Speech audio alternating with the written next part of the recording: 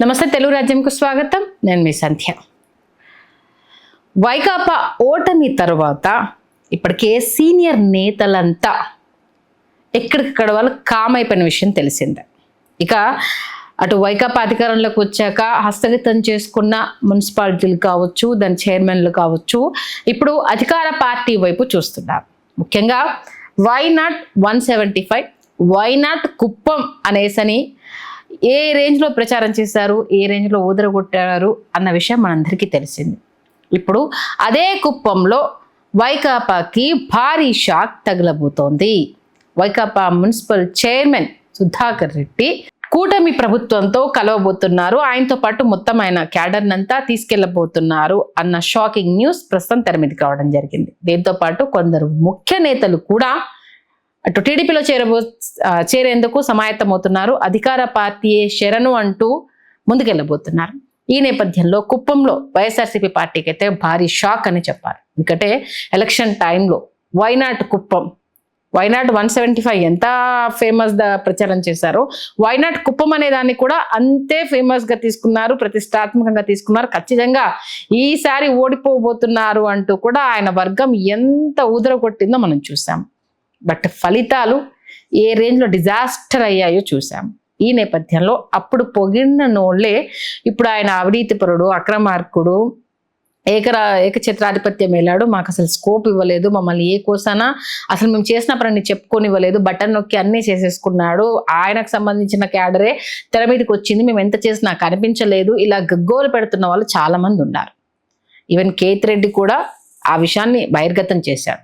నిత్యం జనాల్లో ఉన్న నేను ఓడిపోవడం ఏంటి అంటూ కూడా ఆయన క్వశ్చన్ చేసుకోవడం జరిగింది. మాలోనూ కూడా కొన్ని తప్పులు ఉన్నాయి, అవి మేము గుర్తించలేకపోయాం, మమ్మల్ని ఆయన దగ్గరికి తీసుకెళ్ళలేకపోయారు, ఆయన కలిసే ప్రయత్నం కూడా చేయలేదు, ఆయన చుట్టూ ఒక కోటరీ ఏర్పడింది అంటూ కామెంట్స్ చేసిన నేపథ్యం తెలిసిందే. ఈ నేపథ్యంలో వైనాట్ కుప్పం అనుకున్న అక్కడ అటు షాకుల మీద అయితే షాకులు తగ్గుతున్నాయి. ఇటు లోక్సభ అసెంబ్లీ 2 పరాభవం తర్వాత ఇప్పటికే పలువురు నేతలు, అధికారులు టీడీపీ జనసేన పార్టీలోకి జంప్ అయ్యారు. ఇంకొంతమంది జంప్ అవడానికి సిద్ధంగా ఉన్నారు. ఈ నేపథ్యంలో కుప్పం మున్సిపల్ చైర్మన్ డాక్టర్ సుధీర్తో పాటు 9 మంది కౌన్సిలర్లు అటు టీడీపీలో చేరబోతున్న ప్రచారం జరుగుతోంది. ఇందుకోసం కౌన్సిలర్లతో కలిసి అటు సుధీర్ అమరావతిలో అటు అధినేతను కలిసి రావడం జరిగింది. ఆల్మోస్ట్ ఆల్ లైన్ క్లియర్ అయిపోయింది. ఆయనతో సహా 11 మంది కౌన్సిలర్లు త్వరలోనే రాజీనామా చేయబోతున్నారు. కుప్పం నుంచి ఫస్ట్ వికెట్ అయితే ఆల్మోస్ట్ ఆల్ పడిపోయిందని చెప్పాలి. ఇప్పటికి దీంతో పాటుగా కొంతమందిని, అంటే పార్టీకి వ్యతిరేకంగా పనిచేస్తున్న కొంతమందిని ఆయన సస్పెండ్ చేశారన్న న్యూస్ కూడా ఇప్పుడు సర్క్యులేట్ అవుతుంది.